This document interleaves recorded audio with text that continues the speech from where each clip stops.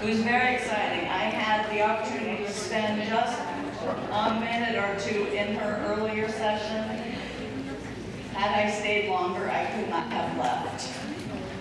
Okay, so I think we're in for quite a treat from someone who has 27 years of experience in the field of brain science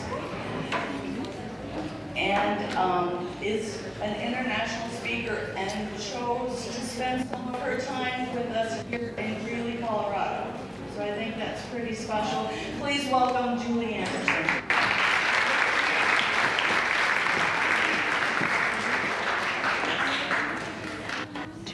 Thank you so much. It has been a pleasure to be here with all of you today. I know that it's getting towards the end of the day, so there might be some brains out there that might need a little bit more brain power. Now, for those of you who are in the previous session, shh. Anybody need a little bit more brain power? Yes? Okay, here we go. Heads up, brains coming at you. All right, where do I see hands back here? Oh, you have to be careful because these brains have a mind of their own. All the way back. Okay, all right, I got a full bag of brains here, full bag of brains. All right, oh, you guys are going to really challenge me back there. I'm telling you, I'm going to try. Oh, see, I'm really bad at this. Okay, wait, we got some over here. Let's go here. Oh, look, you got two. Okay, over here. Oh, over here. Ah, here's another one. Coming at you. Okay, this table, we got to get this table over here. One for that table. We got some tables over here. Okay, wait, we got one here, one there, that table. Okay, all right. You know what? I am never going to get it all the way back there. So there's a few more in the bag. You want me to try? Okay, so everybody in between me and those tables, heads up. Overhand, I'll try. I'm so bad at this. Okay, I've got a few more over here, so we're going to come up and see me, and you can take, there's 4 more in there. So we'll do that. All right, where's our clicker? Do we have a clicker?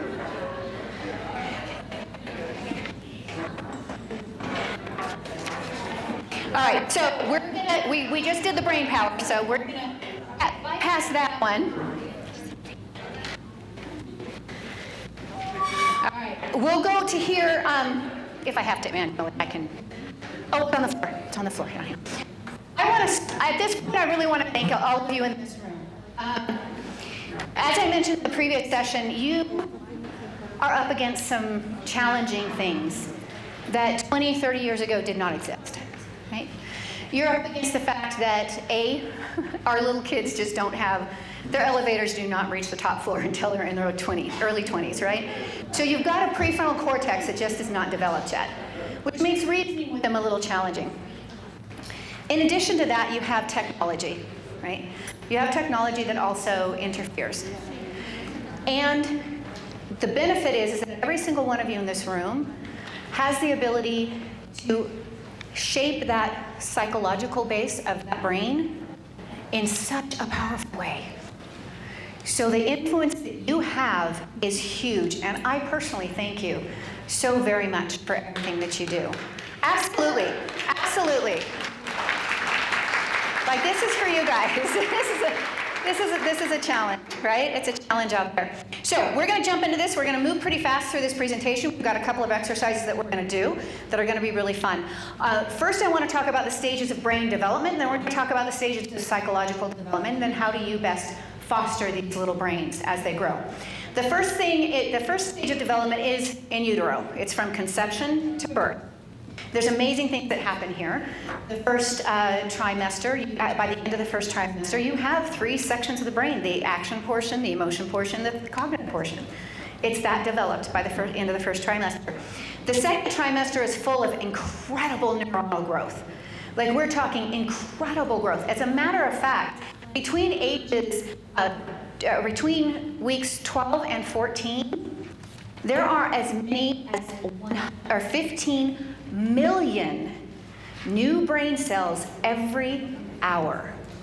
Huge growth in the brain. So a lot of stuff is going on during this portion of the brain, and depending on external influences, it will affect the actual way that the brain develops. Then you have the stages of brain development that are kind of that first 4 years, right? This is a very interesting time in the brain development. You've got all of the senses coming online. This is one of the reasons why kids pick up things and put them in their mouth so much, right? They're actually trying to figure out what this big world that they entered into is all about. So they touch everything, they experience everything. When they hit their, 2-year-old age, they're kind of testing everything. Their personalities start to emerge. But this is just a beautiful time in these little brains, right? Figuring out what is this big wide world I came into. Then you have the next stage of development, brain development, and it is kind of from that 4-year-old age, give or take, to puberty.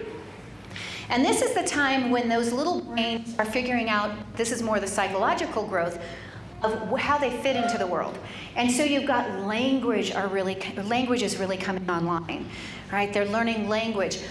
Interestingly enough, as you enter into this stage, if language has not been learned and understood, then it's going to be incredibly difficult for an individual to ever learn language adequately past this.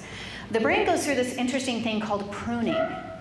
And when portions of the brain, up until about that 4 years old, when portions of the brain are the portions that are not being used, they actually get pruned out. The brain attacks itself.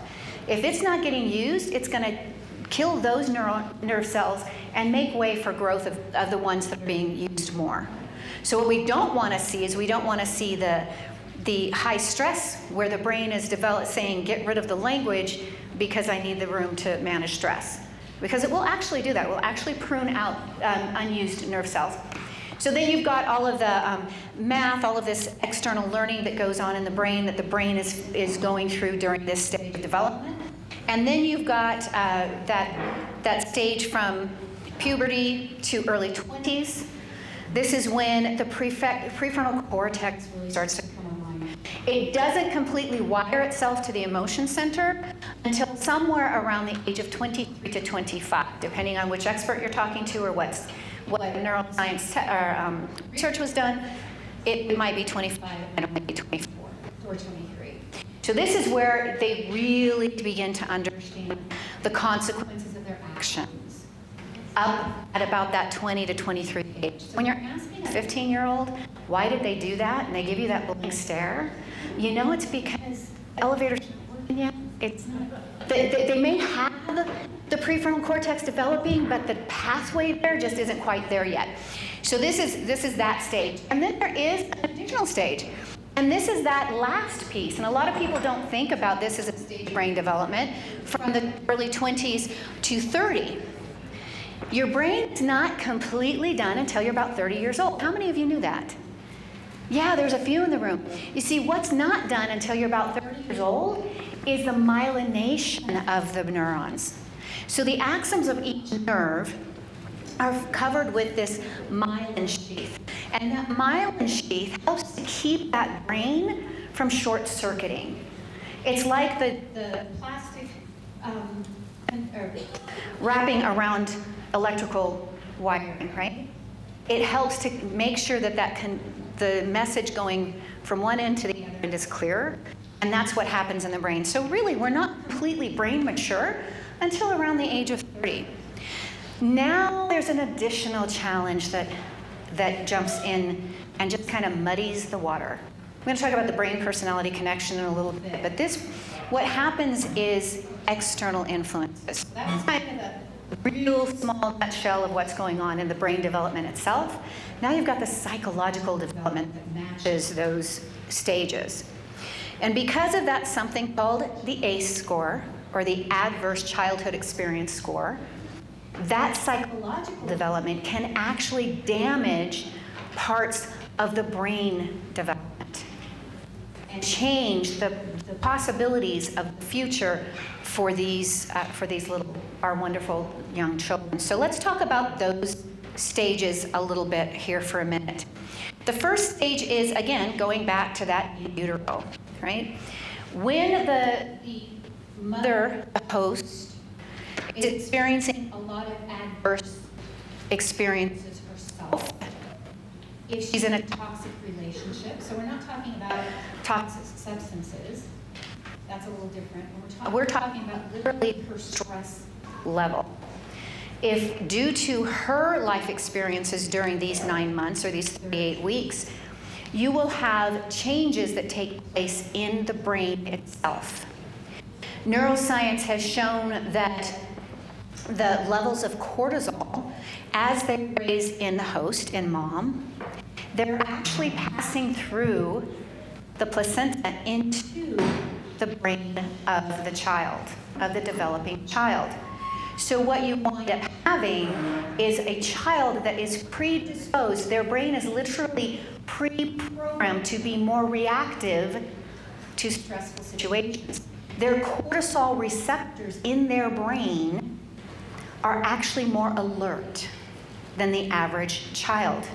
They've also found that certain portions of the brain, the hippocampus, the frontal cortex, certain areas of the brain are actually smaller than they should be at birth. If there have been a lot, if the mother has experienced a lot of challenges during her pregnancy. And even if she gets out of that at birth, you're still going to find a child that could have behavioral problems, cognitive issues, based on the experience before they were even born. So it gets a little scary at this point.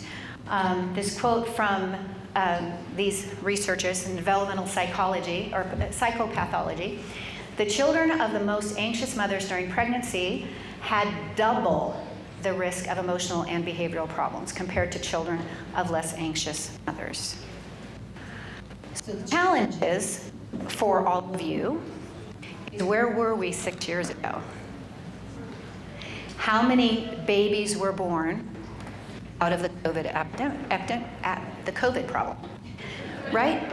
Because there was a lot more time at home, and so there were a lot more babies born in 2021, statistically speaking. And the stress levels that mom went through impacted those children who are now sitting in your classrooms, right? So something to think about, right? There actually can have some cognitive impairment that you will see in the classroom. You'll find that even babies born under these circumstances are they're more anxious, right? They're more cranky babies. They want to be held more often.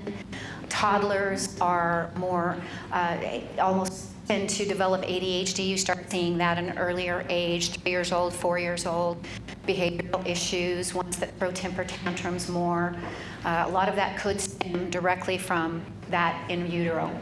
Then you have the psychological development in the first 4 years, 0 to 4.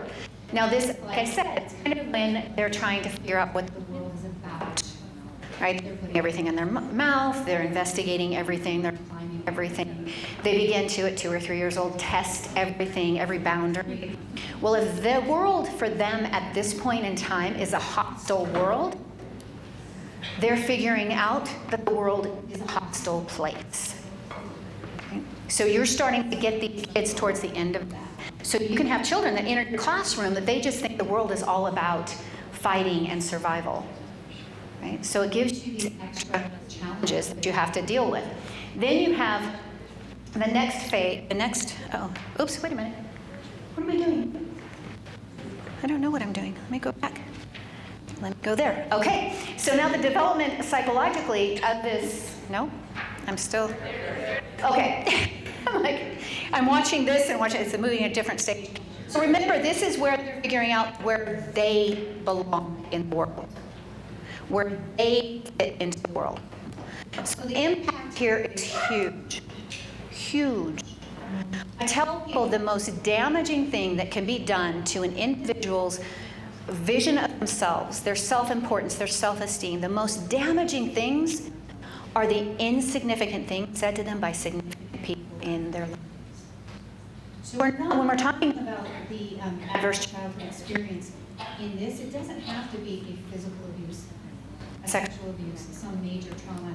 It can literally be a very negative parental caregiver experience where they're constantly saying or sending a message to this little child, you did that wrong.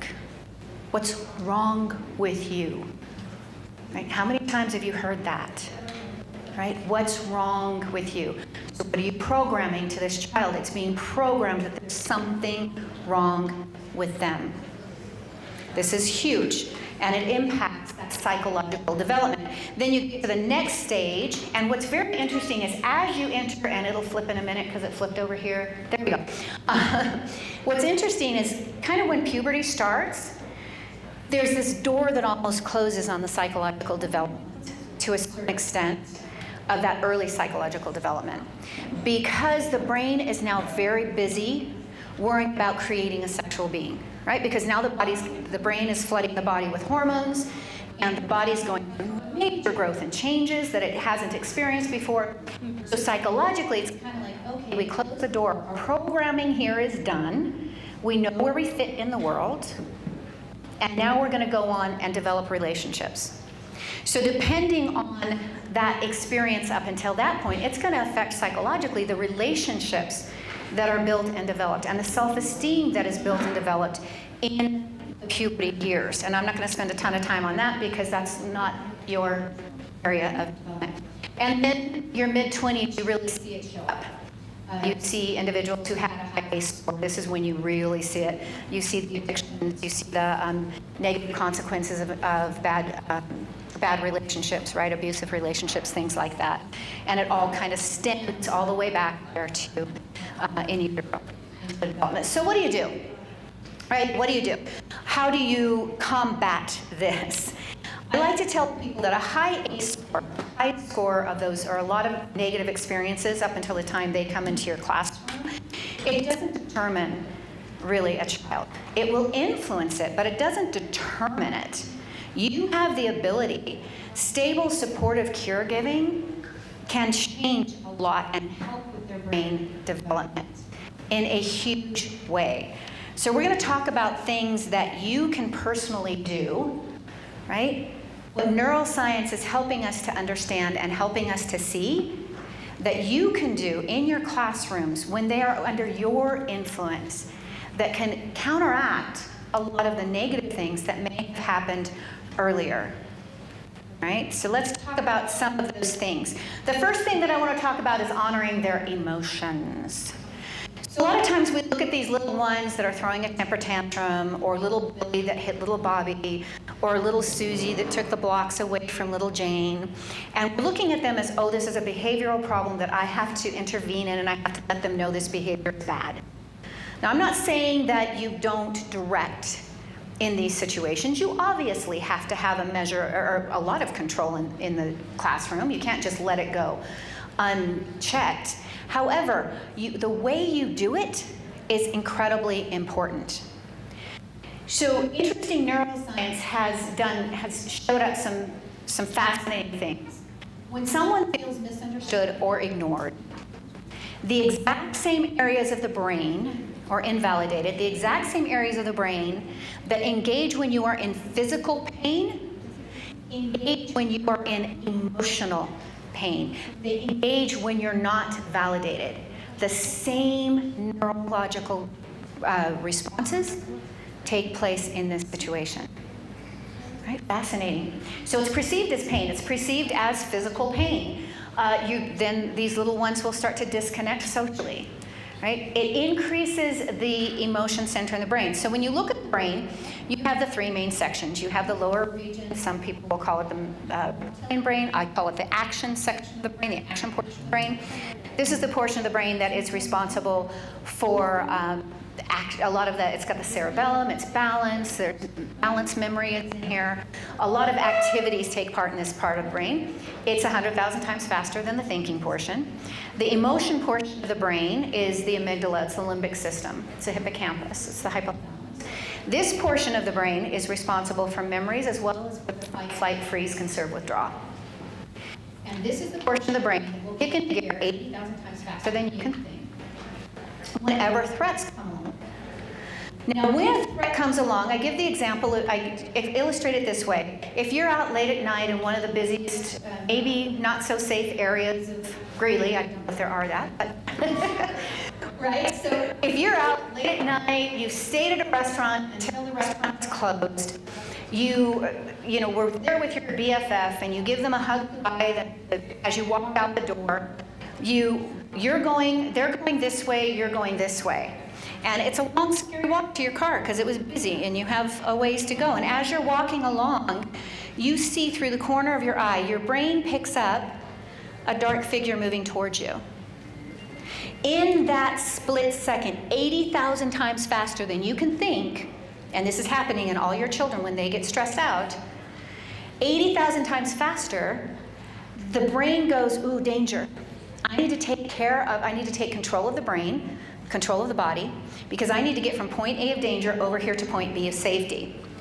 Now, once this happens, and you get to point B of safety, the brain releases its control and allows you to think.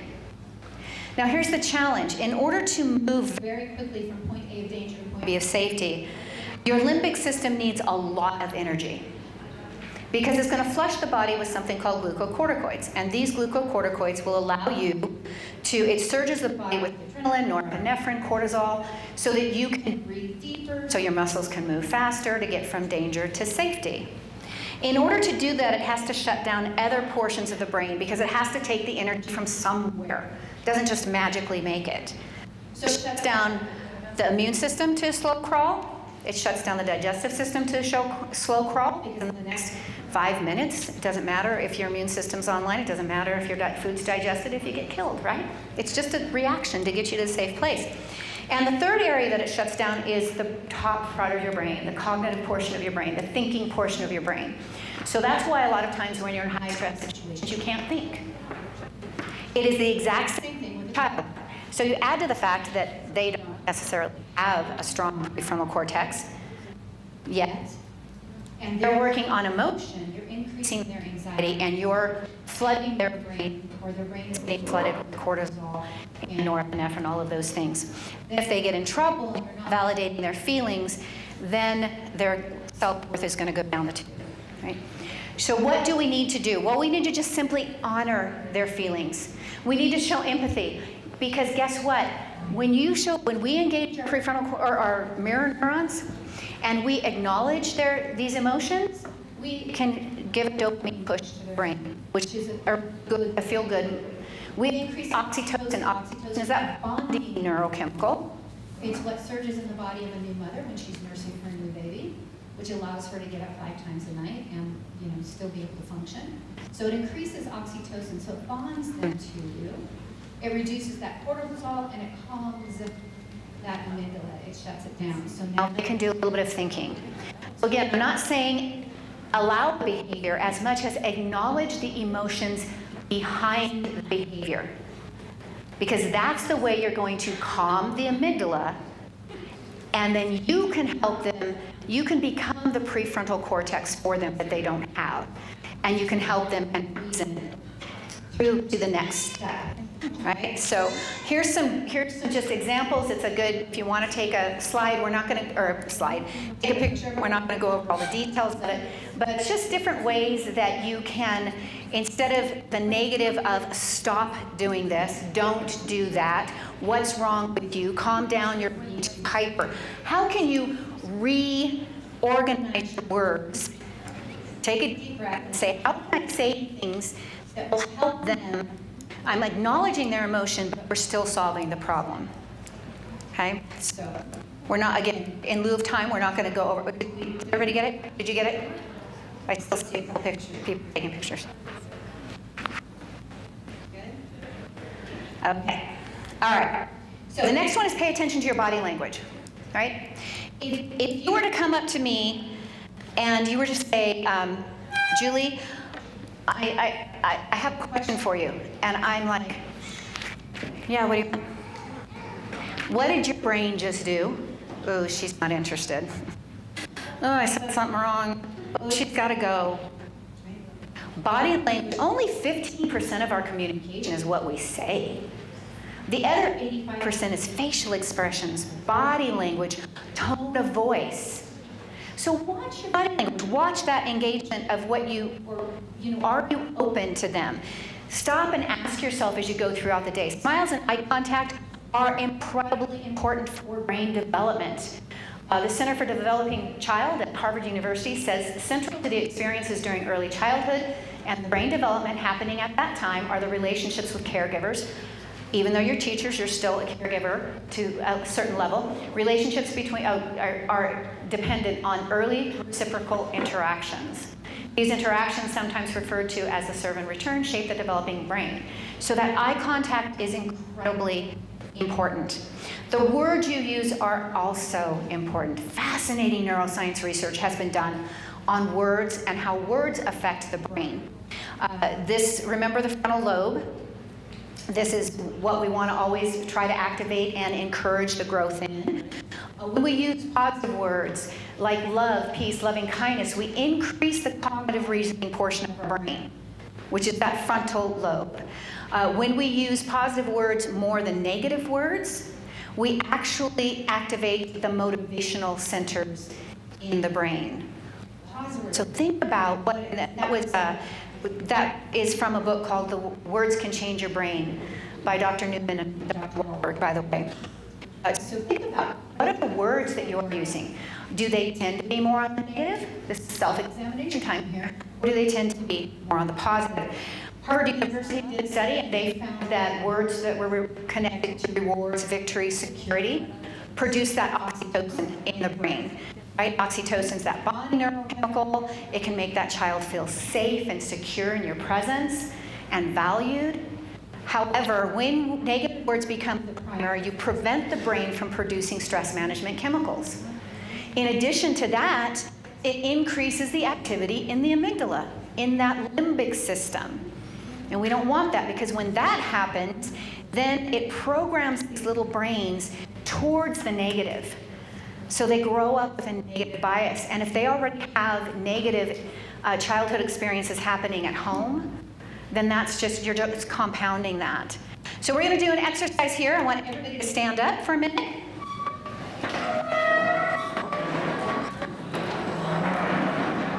And what we're going to do here is we're going to grab a partner. Everybody grab a partner, and I'm going to show you the first part. So everybody do this with me.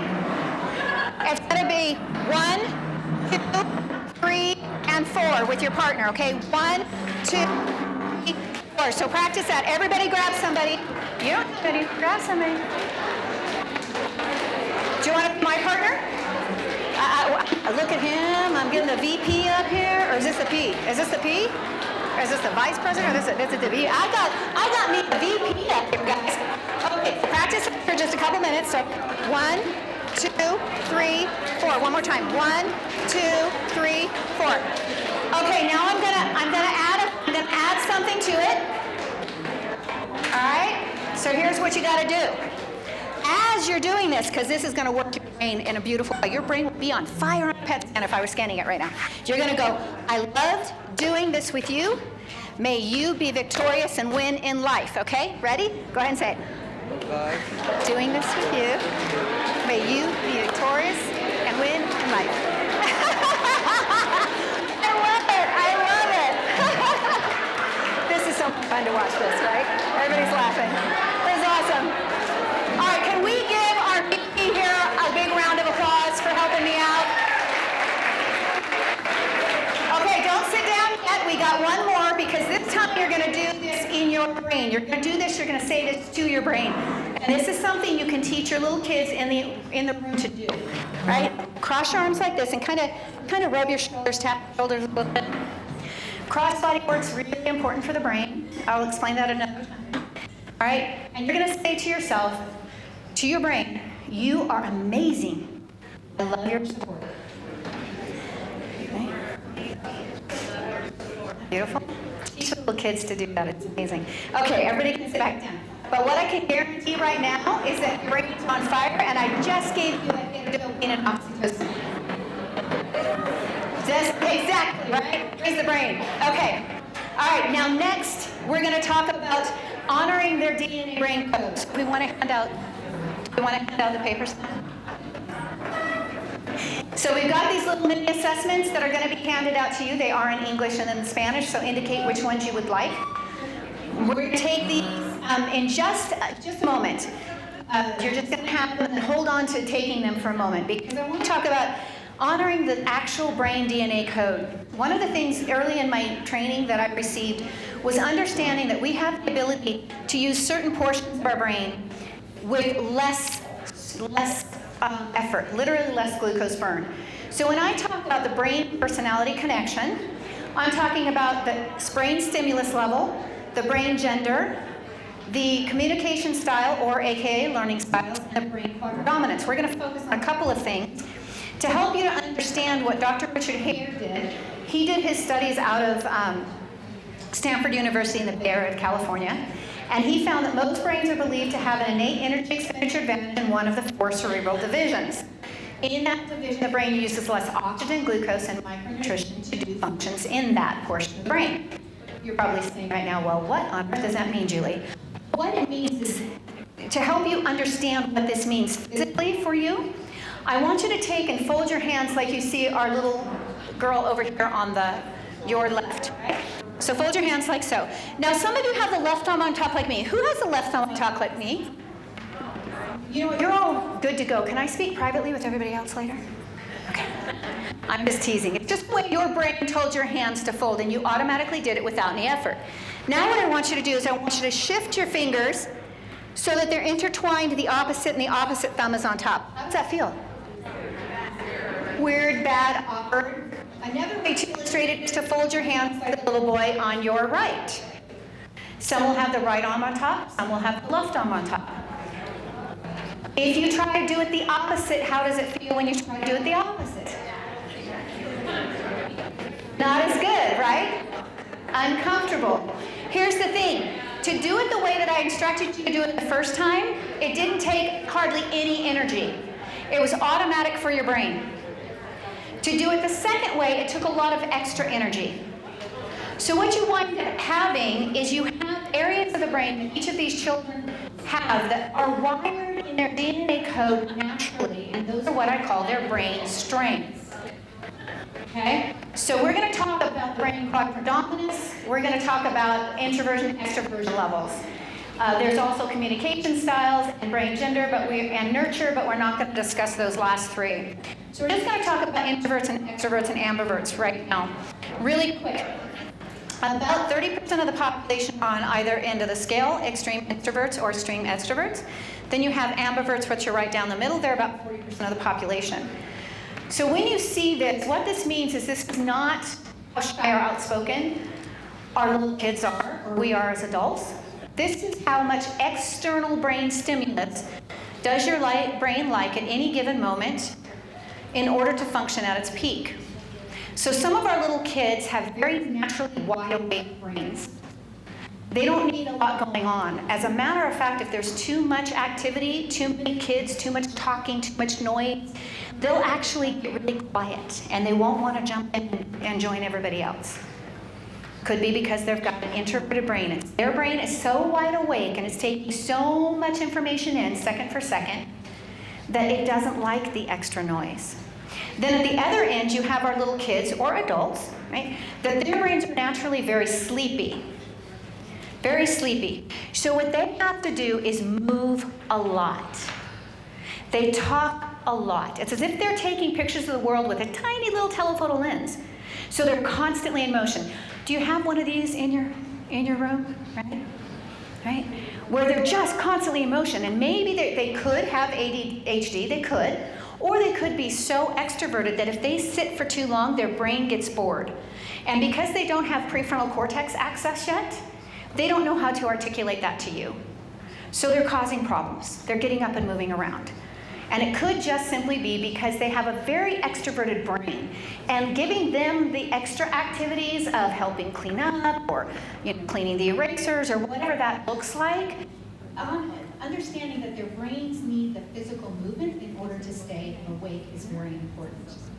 You've got the gender differences. I'm not talking about gender identity, gender preference, that's not what I'm referring to. What I'm referring to is literally if the Y chromosome is present at 6 weeks gestation, the brain gets a chemical bath. And that chemical bath changes the brain in 12 primary areas. And that affects the way the brains develop. One of the things that it does is it slows, if the Y chromosome is there, so this is a little boy, it slows the maturation of the left side of the brain. The left side of the brain is where language and math, don't know what happened, but okay, where language and math are housed. So when you have little boys that struggle with some basic academic learning, it could literally be that their left brain just isn't quite online yet, so you have to be a little bit more creative about how you teach them, okay? So that's the gender differences. Now we're going to talk about the brain quadrant dominance, and this is where your little test is going to come in, because we're going to test the people in the room, and then we're going to talk about the individual, how that relates in what you see in children. Okay, so you have 4 main quadrants, 2 on the left, 2 on the right. I've given them titles to kind of help you identify them. The front left portion of the brain is what I call the boss portion of the brain. This section of the brain is responsible for doing boss-like things. Delegating authority, telling people what to do, taking charge, inductive fact-based reasoning. That all takes place here. Are we still under? Sorry. One more. Okay. This is where everything here is fact-based. Right? So this might wind up being you. I give them the red triangle because sometimes their personality can be a little bit pokey, and it's a very strong personality. So that's the color and shape. Then we have the back left, and the back left is your master coordinator. Wernicke's area of the brain is here. So this is language, understanding language comprehension. That's all here. Spelling is housed in this portion of the brain. Everything here is very organized. This is where all of us do our very organized organization. Very dependable, very practical. Time and money is tracked in this quadrant of the brain, so these individuals are very gifted at those types of things. They resist change at all. They just want to make it efficient and make it work. The front right portion of the brain is what I call the innovator quadrant of the brain.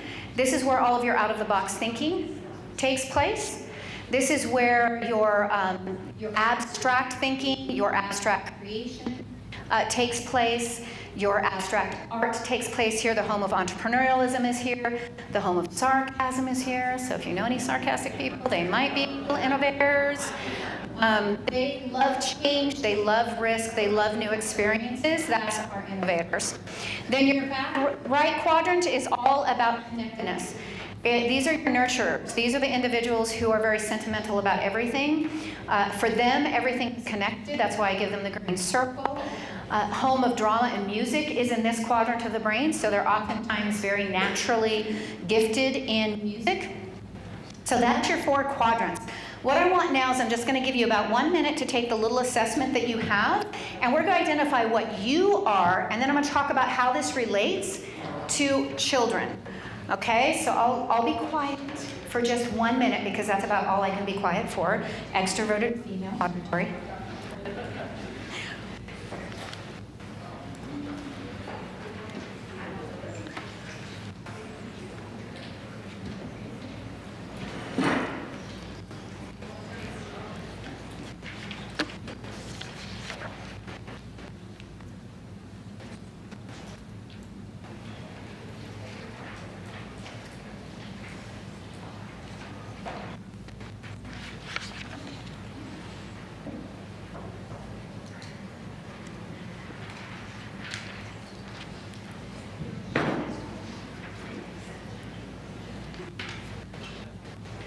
So just put a check past on everything that feels natural to you.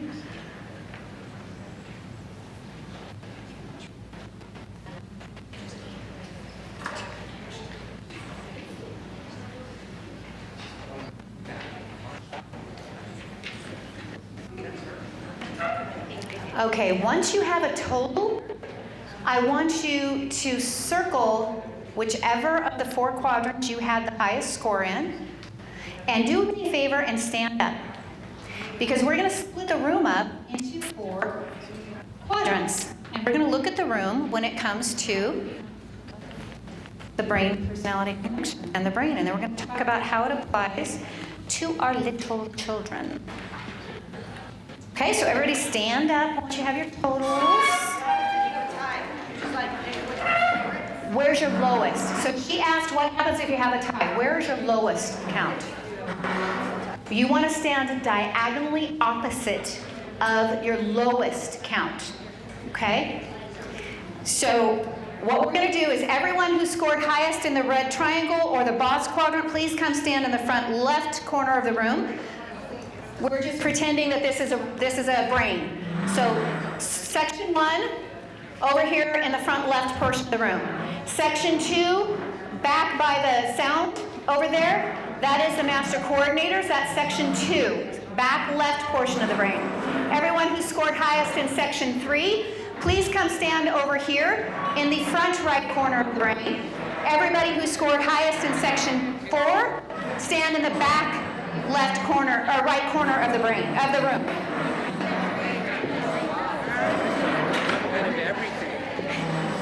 Are you firstborn? That's why. We'll talk about it later. Diagonals. Both way or diagonals. Opposite. Okay. I'll explain that in a minute. Are you the first daughter? No. No. Okay. We'll talk about that later. Two. So, pick which one feels the most right to you. Okay. Pick which one feels the most right to you. Section 2 is back in that corner. Back left corner of the room. And this is exactly the way I would expect to see this room. You are highest nurture, you're back here. Because early childhood educators are going to be heavy in the posterior quadrants. That's just the way it goes. If I'm doing this for, say, a bunch of CEOs, I'm going to see a lot of people up in the boss quadrant. Okay? So here's the thing. If you are a nurturer and you have little boss kids in your room, you're going to have a really hard time controlling them because it's going to take you 100 times as much energy in your brain to understand them. And these are little, if you look at the board, these are little kids that are directing all the other children. They're arguing with you constantly because the home of competition is in the front left portion of the room, or the brain. You're competitive. No, I'm just joking. So that's where you're going to see some conflicts, but that's how you see it show up in the brain of our little kids, right? For those of you who are up here or back there in the back left portion of the room, our little master coordinator children, they're the ones that are probably the best behaved in your class. They want to do things right. They learn the rules. They do them as they're told. They want that consistency and that regularity. That's these individuals. Now, these little kids are going to have a really hard time with the innovators because the innovators are going to be constantly moving. They're going to get bored really easy. And so they're going to be the ones that are going to be, let's go do this. Let's go explore this. And that thing they might want to explore might be something wrong. But they're going to try to get all of you to go do it with them. So that's what happens. Now, if you go over here to the right side of the brain, our little nurturers are the ones that are the most sensitive. These are the ones that are going to tend to cry the most. These are the ones that are going to tend to, every time you look at them wrong, they're going to cry. Every time you talk to them wrong, they're going to cry, right? Now, I'm not saying as an adult. I'm just saying as a little one. So they're going to have a harder time with those bossy kids, and they're going to hurt the feelings the most. So understanding what their brain quadrants are is helpful. And the little innovator children, the little brains or I should say the brains of innovators are out-of-the-box thinkers. And once they get a concept, once you learn something, you get bored super easy. So it's like, teach me the concept, I want to move on. What's the next best thing? What's the next new experience? That's the way we as innovators, which I'm an innovator by the way, that's what we like, okay? So our little kids who are innovators, they're the ones that they get bored super, super quick. Do we have to practice 2 + 2 again? I learned 2 + 2 last week, I don't want to practice it again.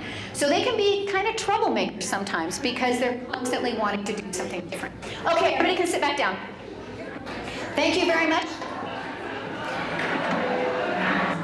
So this might be a good slide to take a picture of because it's just to kind of puts it all in one slide to understand your little kids. And now you know it's because it's a way they fold their hands. You know what I mean?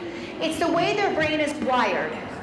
So we're no longer talking about the psychological thing. We're talking about literally their DNA brain code. So how is their brain wired? So the way you're going to interact, or the way you're going to get the little left brainers to work in your class is going to be different than the way you're going to get your little right brainers to work. Make sense? Up and down means yes, side to side means no. Okay. All right, so now let's talk. We're going to finish up here really quick. I wish I could spend a lot of time on this slide, but I know everybody wants to get out of here on time. So I will stay for as long as people want to talk, as long as they'll stay in the building afterwards. I'll be at my table out there. Touch is incredibly important. Proper touch is even more important. So going back to that ACE score, right? Where are the little kids? Where are they at? If they've either been neglected of touch, their brain's going to be damaged. If they have had improper touch, their brain's going to be damaged. So as early childhood educators, we have the ability to have an impact. I should say you have the ability to have a very positive impact. The critical role of social touch throughout the lifespan is considered with special attention to infancy and young childhood, a time during which social touch is its neural, behavioral, and psychological growth impact. And it will direct how they develop later.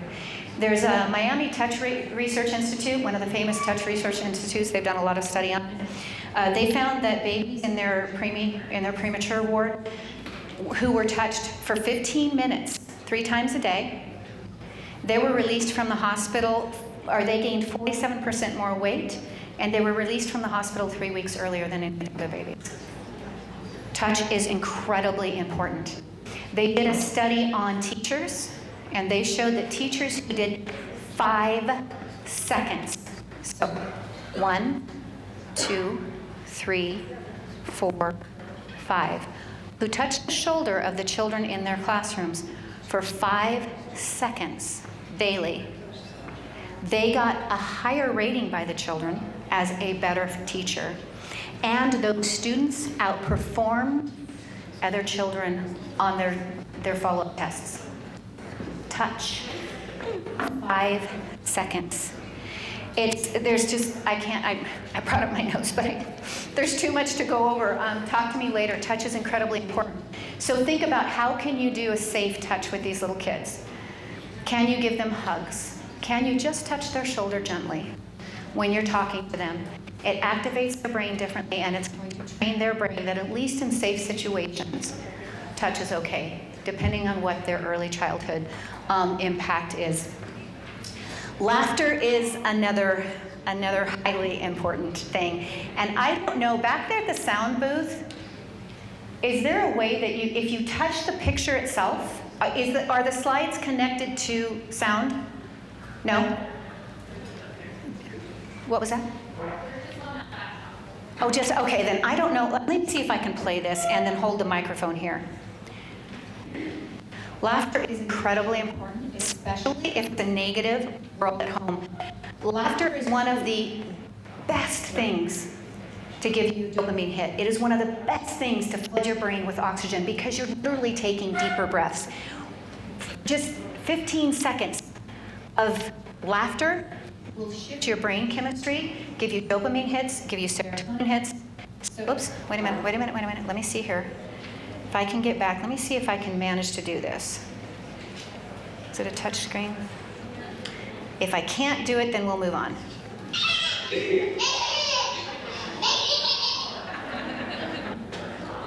Oh no, we lost it. Wait, where'd it go? Oh, it started. Oh, bummer. Okay. Well, here's the point. I did hear with just a couple of seconds that it played, everybody laughed, right? So here's the thing. Laughter is one of the easiest things you can do to shift your brain chemistry in a matter of seconds. And it's the same thing with the children in your classroom. Was there just an emotional outburst by one of the kids? Was there just a fight? Is there negativity running into your classroom? Are a lot of the kids bored?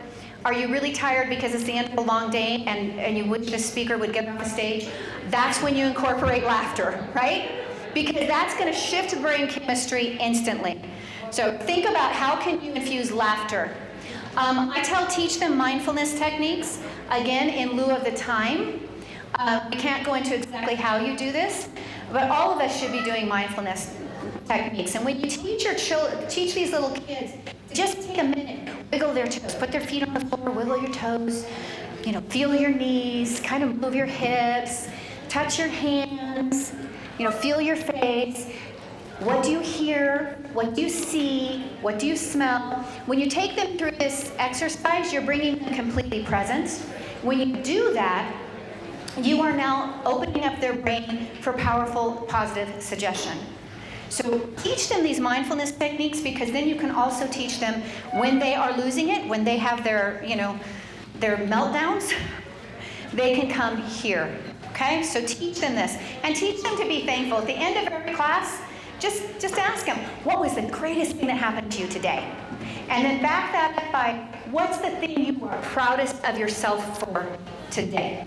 Build that self-esteem, okay? So here's a nice, I'm going to finish really quick with a quick story. And I'm going to paraphrase the story down because I want you to understand the positive impact that you can have on these little kids' lives. I want you to meet Daniel Kish. This is him riding a mountain bike. He is completely blind.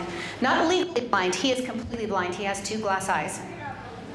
Now, what happened to Daniel Kish is by the time he was 2 years old, he had to have both of his eyes removed because he had cancer in his eyes. One was removed at about 1.5 years, the second one at 2. He was a typical toddler. In an interview with his mother that I read, she said he climbed up the couches, he climbed up the bookshelves, he climbed up the tree and fell out. His mother got him a bicycle when he was about 5 years old. Now, how he knew what a bicycle was, she didn't explain. Maybe she rode it a lot when he was a toddler before he lost his eyes, but he wanted to ride bikes. So his mother got it for him. And the interviewer said to her, "Are you crazy? What were you thinking, giving your completely blind child a bike?" And she said, and by the way, the way that he did this is echolocation. He taught himself echolocation as soon as he had his eyes removed. So his mom noticed him clicking. He'd click and he would avoid obstacles in front of him because of his ability to echolocate, that's why I like using him as an example, because he's a fascinating brain study. My point is she said, the interviewer said to her, "Are you crazy? Why did you do this? Your son is completely blind." And she said something powerful. She said, "I knew if I told him he couldn't, he never would." So ladies and gentlemen in the room, you have the power to create an adult, to influence the creation of an adult that can do incredible, amazing things that would seem unachievable to the rest of the world, simply by the way you empower their little brains. So think about that the next time you interact with your kids. When you go back to school with them on Monday, well, I don't know if you have some off, but anyways, think about how can I empower, how can I apply these neuroscience things that I learned to really empower the little kids that I interact with. All right, so here's just one slide if you want to take a picture of it. It's just some of the top little tips. And I'm going to say, if you have questions, ask me out there, because I'm going to leave time for closing arguments. Does that work? All right, thank you very much.